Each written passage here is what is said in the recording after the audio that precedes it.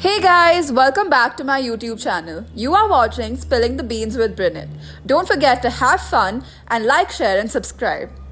Pick up your one message and suddenly 20 minutes are gone. You open one tab and end up with 10 other. And somewhere in between, you forget what you were even trying to do. We do call this distraction. But what if this is actually how we've trained our minds to function?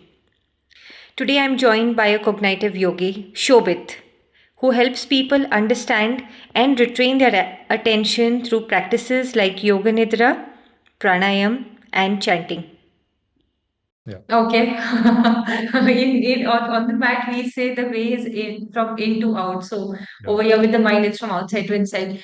This also brings me to another very interesting concept called a restless mind. So, as a yogi yourself, how could you enlighten us with telling us what does a restless mind really want? Like, what is it trying to speak to us? As a yoga practitioner, I think it's the nature of the mind to be active and restless and dynamic. It's very difficult to have a quiet mind in today's times, whether we are exposed to technology or not. I think it's just the nature of the mind. And firstly, we have to accept it that everybody's mind will go through phases of being overactive, chaotic, and have its fluctuations. But what we can do is from yoga, we can have many tools because ultimately, whatever we practice, whether it's asana, pranayama, pratyahara, dharana, whatever we practice on the mat is a tool to manage the mind. Even the asana practice is aimed to manage the mind eventually. So it's very difficult to control the mind, and that's why they say first, before even controlling the mind or trying to go against its nature, which is restless and active all the time, we have to try to understand and befriend the mind, make friends with the mind. And this is where most of us kind of have a tough time because we always want to have restraint and discipline, but we don't understand what the mind wants and why is the mind feeling restless. Because it's not just about having too many thoughts, but there could be underlying emotions at play. Maybe we have a lot of unresolved emotions. There are strong there's strong past memories coming up which are not comfortable for us. So there are many aspects at play: emotions, memories, how we feel throughout the day in terms of the energy that we have. So it's not just about the mind being active. The whole thing is the mind and body are very strongly connected, and when the body is not in a state of balance and ease, the mind is restless, and vice versa. When the mind is overactive and in turmoil, even the body will have disease in the long term. So we have to recognize that the way to the mind, especially in 21st century, is through the body and through the energy and breath.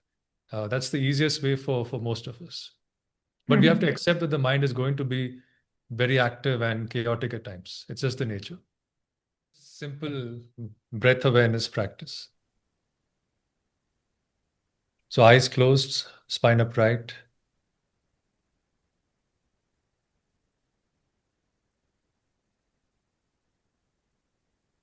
Awareness of the body.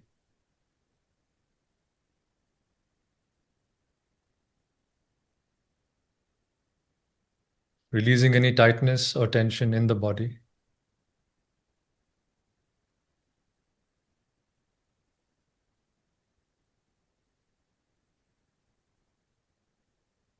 Feel the whole body relaxed and completely still.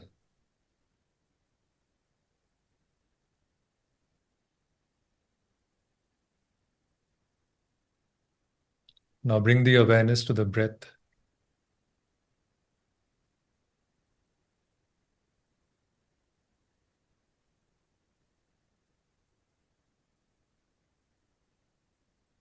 Allow the breath to become steady, rhythmic.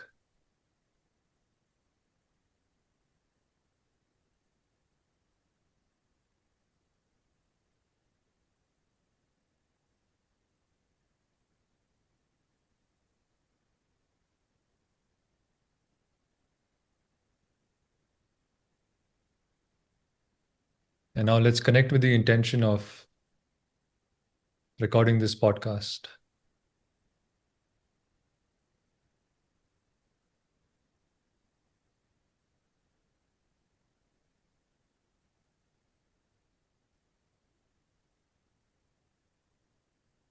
We'll chant Om once, inhale deeply. Om.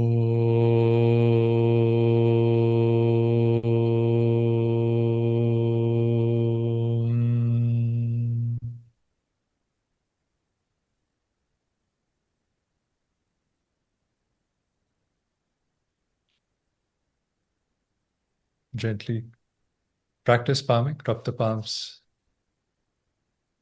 cup them over the eyes, then blink open the eyes. So beautiful. It Because just took me back to the time when you were my teacher, and I don't know if you have any memory from those days, but you, thank you for this. It really felt very nostalgic. yeah, and thought, because we're talking about a topic on focus, and we all have a busy life, so might as well have that focus before we start the conversation.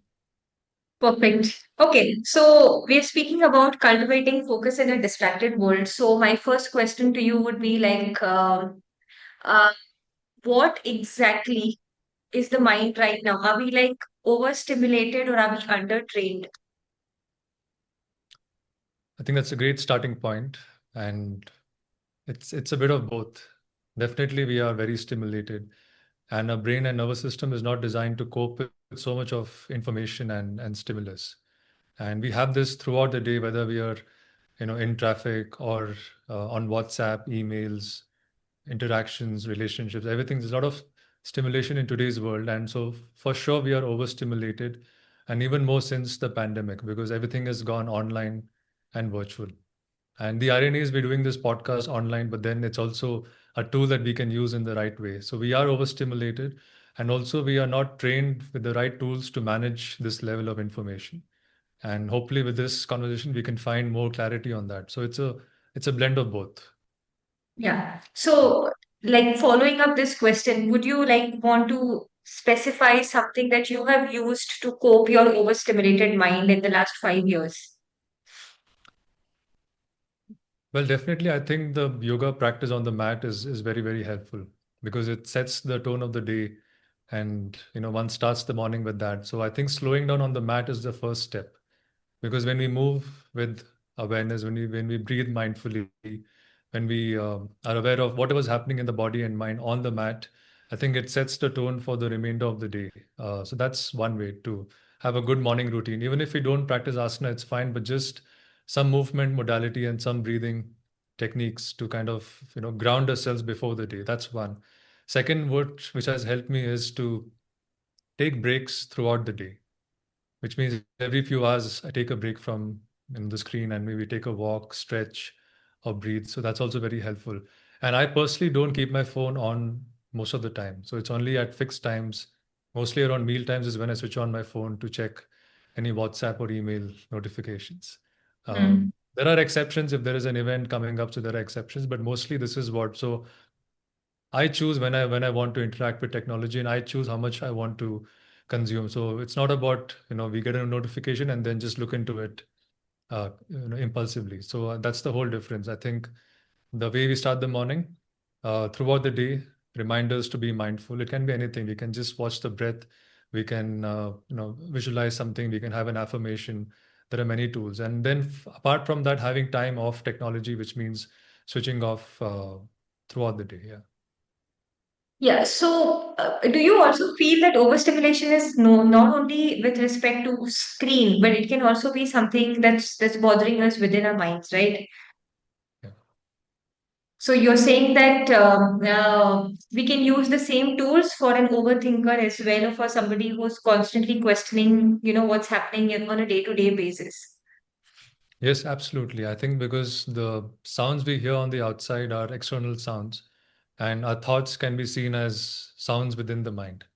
And when Hmm. there are too many thoughts and we're overthinking and worrying for no reason, then there's too much of noise in the mind. So, but we also have to start from outside, because even if we, although I mentioned that having a mindfulness practice or some form of meditation is helpful, but then if we don't moderate what we do outside that practice, it's not really helpful. So we may practice 1 hour in the morning, we may take 5-minute reminders, but if you're not kind of moderating the time outside that, like how do we moderate technology? Do we take a break, like I mentioned? That's equally important. It's like, we work out, but we're eating junk food. It's not Correct. beneficial in the long term. So yes, we have to first start because it's easier to work on the outside sounds and the noise that we have in the outside world first, because the internal chatter is very, very difficult to manage for most of us. That's why we say we start with movement, then breathing, then meditation on the yogic path. So because it's not easy to always look at the mind directly and confront it. And the more we do it, the more the mind will rebel and kind of increase its traffic inside. So we have to kind of regulate the outside sounds first, which means we also take out quiet moments of activity uh, where we just spend time with ourselves in silence and solitude, maybe reading a book or a hobby that is without any screens or gadgets. So I Hmm. think the way is outside to inside. I have everything going right for myself. Okay. And there's someone else in the same room as me who has a few things which are not tick mark yet.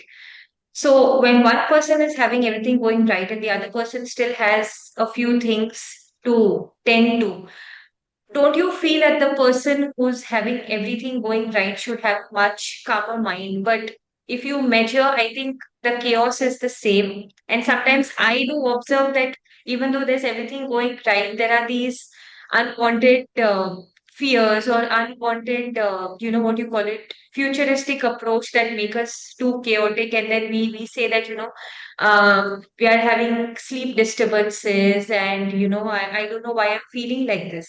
So what would you say to this? Or, So you're saying no matter what we have on the outside, the mind will be chaotic at some level. Even if we have all the comfort, security, and success in the world, the mind will always have some level of restlessness. And that's exactly what we discussed in the previous thing, that that's the nature of the mind. And one way to work around this is to understand our meaning and purpose in life and what really gives us fulfillment. As we know in the yogic philosophy that we really believe in the law of impermanence, and this may seem very lofty, and sometimes we're not able to practice it or feel it, but then I think it's good to kind of go back to these scriptures or these teachings where it reminds us that whatever we kind of acquire in our life is bound to go away at one point of time. So this can kind of reduce that insecurity which we all have. And what is the other aspect of it when we feel insecure and not basically is not feeling full and not feeling enough, no matter how much money and how much love we have in our life. So first is to understand that these are very fulfilling in themselves, but they can't give us the ultimate happiness or ultimate meaning in life. Because the same person who gives us joy one day will test our patience the next day. The same object which gave us, comfort and happiness will not give us that meaning after some time as we evolve. Same thing with money. Money comes, money goes, and even health for that matter.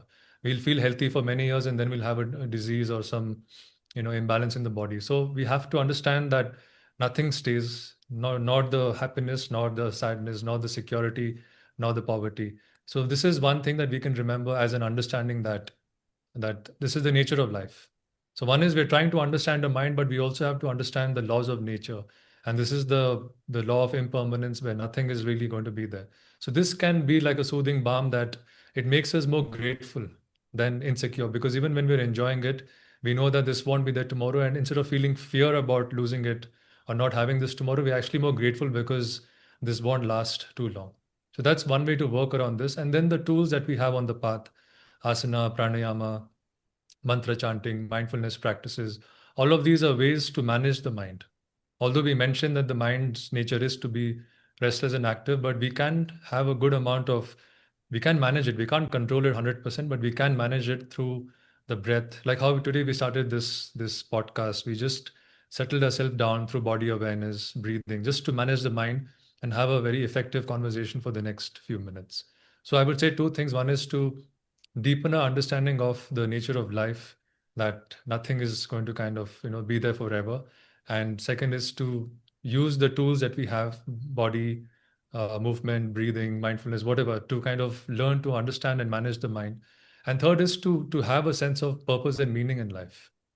That could mean helping others, it could mean seeking knowledge, whatever. But I think when we have a higher pleasure or higher desire, then the lower desires don't affect us so much, because we know that even the money is a means to an end. We are earning to kind of give back or kind of help others, or we're actually having more knowledge to give more to others. So I think it's very important to have this angle that also to stay in touch with the higher purpose of why are we here? Because we're not just here to have a marriage or profession or money. Our nature is more than that as humans. Yeah. Yeah, so I'm sure we are going to have audience listening to all of this, and there are going to be a handful of them who are going to be saying that, I'm still yet to find my dream job, or I've gotten laid off from my current job, or I'm into a shaky or a broken marriage. And if they are going to be listening to this, they are going to be like, when you have everything going on for you, it's very easy to say all of these things, or it's easier to implement. So, if there's someone out here who's going to be listening to us who's going through some of the adversities in life, how would you, help them here? Firstly, by reminding them that both of us sitting here are not sitting in a comfort zone and talking from a pedestal where everything is really comfortable. Both of us have our own challenges in life, and that could be health challenges, it could be financial, it could be relational. So no human is free of it, whether one is a yoga practitioner or teacher or a businessman. Nobody's free of adversity, because the nature of life is that suffering will be a part of life. And one thing is to, again, understanding is what is most important. Understanding that why do we have suffering? Why do we go through adversity? Because nature wants us to evolve. And when we have this understanding, of course, when it's happening, we may not have this understanding, but the whole point of yoga is to kind of cultivate that mindset and attitude that whatever we go through, there's a deeper acceptance of it, and there's more strength. Because ultimately, whether we go through a bad relationship or marriage or financial issues or whatever that we go through, or health conditions and diseases, the whole aim is that we tap into a strength, a source of inner strength, and we evolve through that. Because on the path of yoga, we believe all of this to come as a means of purification.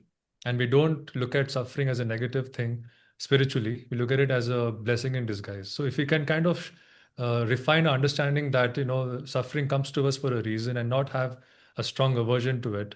But in that moment, how can we tap into a strength, a source of strength within us? For some, it is the divine or God or a higher power. For some, it is their own inner strength through past achievements. For some, it is the mind. And ultimately, it is the mind which is giving us these experiences. Somebody who feels, I can't deal with life anymore, the mind is actually, kind of uh, responsible for that. And the same mind is responsible for that I have the strength in me to work through this. And also, suffering helps us to strengthen our faith, and it helps us to have more meaning in life. So both of us sitting here have gone through our own phases of suffering, and that's why we took to the path of yoga, and yoga found us. So we may seem comfortable now because we're recording a podcast, but we have our own challenges in everyday life, day in and day out. But with a lot of gratitude, yoga gives us the tools to work through it. So this would be my perspective to those who are really having a tough time, that tap into the faith that all of us have within us. Either faith in something outside of us, universe, God, whatever we want to call it, nature, or faith in ourselves that we will get through it, or have a very strong support system to kind of help us navigate through it. So the whole point is adversity comes into our life to strengthen us, to purify us, and it's actually a blessing in disguise. Actually, that what I'm saying now, there's so much of stimulation and Yeah. everything is out only on social media. I don't think enough people are actually reading a hardcover book. Everything has become Kindle, everything has become a PDF form right now. Um, and because there's so much that's out there and everything is a social media way. I mean, if you don't know about a trendy song track, or you don't know about a new meme that's going around, you really feel like an outcast. you Yeah. know so, so when we are in this kind of a setup right now, on an individual level, are we thinking, reacting, responding to situations or people? What is it? Do you think? Yeah, I think that's a very good question. And I observe a lot in life, whatever I'm experiencing, whether it's interactions or activities or whatever.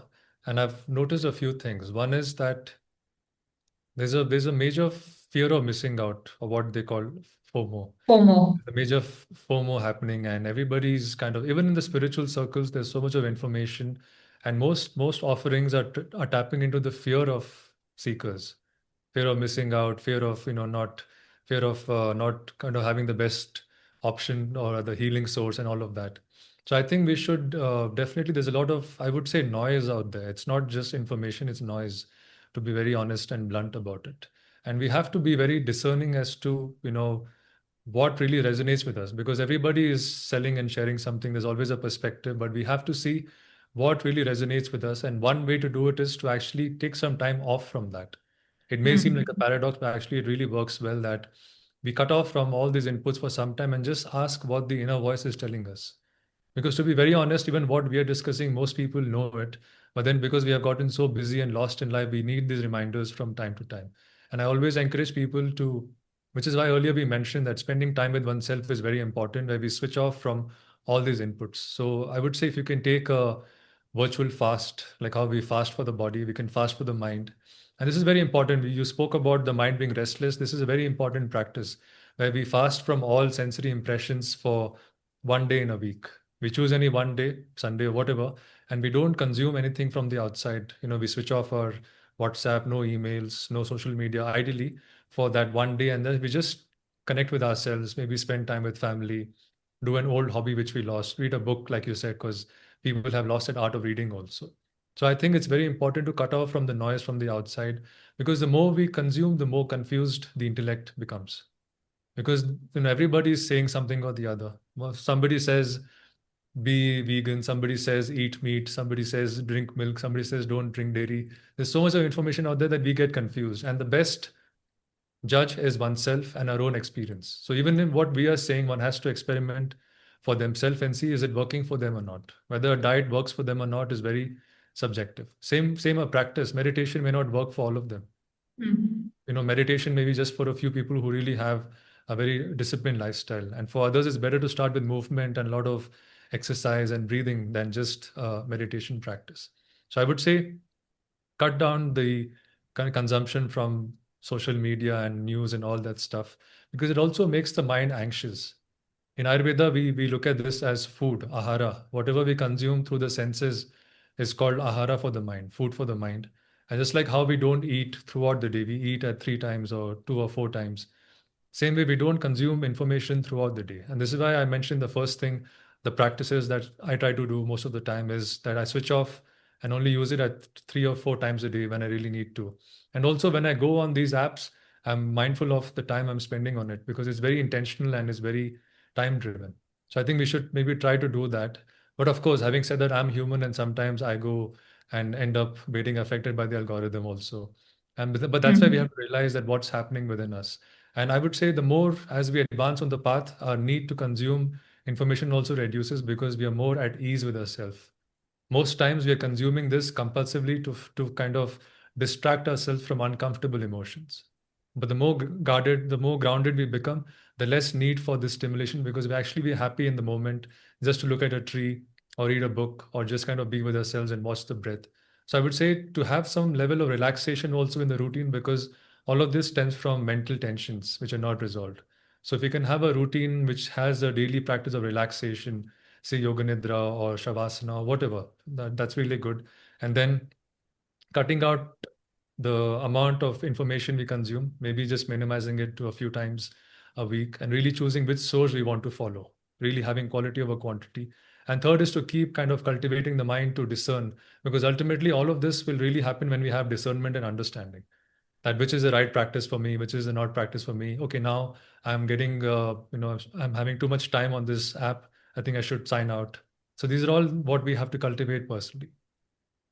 Yes, if there's one practice which can really help almost everyone in today's times, it is a practice of relaxation.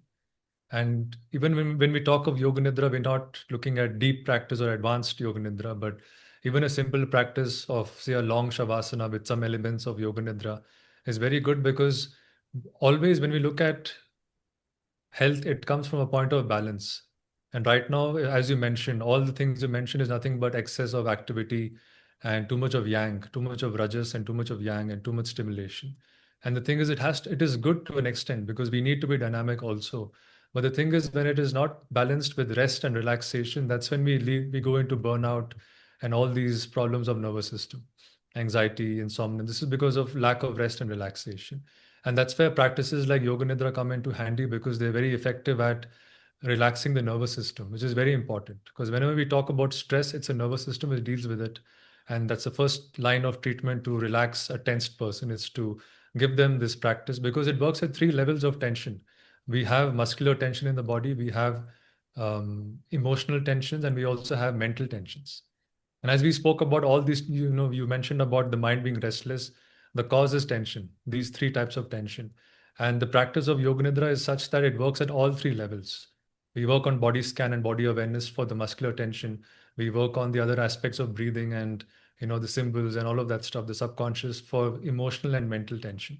And which is why people feel very relaxed at the end of even a short 10-minute, 15-minute practice. So anybody who is, say, having a very hectic lifestyle, anybody who's physically very active, and anybody who wants to go deeper into the mind and meditation should definitely explore this practice. And there are many, of course, I would not recommend going to an audio for advanced practices, but just to start off, 10 minutes, it's all right. 15 minutes, one can refer to a recording.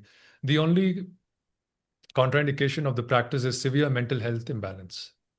So anybody who has severe anxiety or chronic depression and all of those conditions, they have to really be careful because they need more extroversion and nature and counseling and all those activities. So that's the only contraindication, and extremely low blood pressure. So these are three conditions or which are not really recommended during for the practice of Yoga Nidra. And otherwise, anybody can benefit from it because it's a great antidote to a fast-paced yang world. And it is a practice of pratyahara, which means to withdraw senses from the outside. We spoke a few questions back about how everything is ahara or food for the mind. And this is prati ahara, which is we moving the mind away from the sense objects and the food. And it's very important because if we keep consuming, we'll end up feeling anxious, burnt out, and sleep deprived. But if you just take time, uh, 10 minutes, 15 minutes, if you just do that every day, we'll see we're a lot more relaxed and calm and grounded. And the reason why I went on to specialize in this is because I was very intrigued by the subconscious mind. Because whatever change we want to do only comes through that. So we can listen to any podcast, read books, we can do whatever we want, go for trainings. But until the subconscious mind has received that as a resolve or intention or whatever, or an energy impulse, the change won't happen. So anybody who's also listening or watching this, the if you want to make one change in your life based on whatever we have spoken about, the theme is about cultivating focus with so many tangents of letting go, discipline, restraint, and all of this. But if any one thing that you really want to cultivate and you want to have an intention for it, the best time to do it is during the practice of Yoga Nidra when the mind is relaxed and receptive. If not, first thing in the morning on waking up, and last thing at night before going to sleep. In that half asleep, half wakeful state, it's the best time to really condition the subconscious mind and give it affirmations and set intentions of discipline and clarity and all of that. What would you say to the viewers, Shobhit? Like if you had to personally speak to each one of them and they were present on the gathering you right now.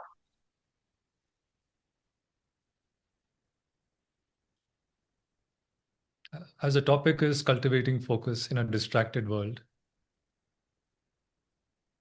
I would encourage everyone to cultivate simplicity in life. And this can mean different for different people, but how the question to ask all of us is how can we make a life simpler? And whenever we have more in our life, it's not simple at all. More possessions, more distractions, more money, more ambitions. All of this is good in moderation to an extent because we have to grow as human beings for sure. But then when we overdo it, even the food part and everything, when we overdo it more, that's when we go into imbalance, disease, and all of that. And one of the best antidotes is how can we make a life simpler? Which means maybe fewer possessions, lesser time with technology, as we have spoken in this topic, or just maybe more time, more activities which are beyond the screen, because there's so much to life that we can enjoy beyond the social media and virtual life and all of that. Reconnecting with old friends, loved ones, maybe taking up a new hobby as such. And because this is all simple things in life that we have lost out on. We have lost the art of really enjoying the simplicity of life and the little pleasures of life, being in nature, being with animals, being grateful. This is all lost because we're all just busy, and I don't even know what we are chasing at the end of it. So simplicity will also lead to clarity in the long term because we'll know what we really want. And it's always best to keep everything as simple as possible, whether it is philosophy or our relationships or our yoga practice or our teaching. The simpler it is, the more effective it is for us in the long term. So that's one core message which I hope people can imbibe. Yeah. Cool. ठीक है. So I'm really thankful for you because I know how you're fighting the clock every time and you did this. And I'm sure that whoever is listening to us, I would really suggest them to drop their comments. What was your takeaway from this? And they connect with you on your Instagram page and get in touch for more such advices from there. Yeah, thank you, Brunette, for inviting me to your podcast. I think this was long due. We had spoken about this maybe a couple of years ago, and then Yeah. it kind of happened now. And I'm Yeah. glad we spoke about this topic because really, of course, the speaker or the host or the guest is kind of can be a source of learning or whatever perspective. But I feel this is what we need the most. And one thing I want to kind of add is on the topic of focus, the attention span, because what's really happening is we are losing out on attention span. And Hmm. I know if I can add to the simplicity part of the perspective for the audience that to try and consume more long form content, because short form content, whether it is a reel or a story or whatever, or even endless notifications on WhatsApp and emails are not good for the brain. And whatever we're seeing outside, the rising cases of mental health imbalance and people not having patience. And we can see in our everyday life, for instance, uh, I have observed this that now cab drivers don't remember OTP at once. Correct. 4 digits we have to repeat twice. And this was not there a few years back. And this is a sign of the declining attention span in humans. And also, we see in conversations, people keep interrupting the other person before they finish because the mind is trained to jump to the next reel or story or watch content at. So please don't watch this podcast at 1.5x. Just try to do it at 1x. This is my kind of really, it's an invitation for you to really simplify the life through technology and go back to long form content, reading books, because short form is really not good for the brain in the long term. And I think we're already seeing the repercussions of it through AI and all those things. So I hope we don't, I hope we use technology and not get used by technology in the long term. If you're listening to this, you've reached the end of the video. Thank you so much for watching, and I hope you had a lot of fun. Please don't forget to like, share, and subscribe, and I'll catch you on the next episode of Spilling the Beans with Brynette.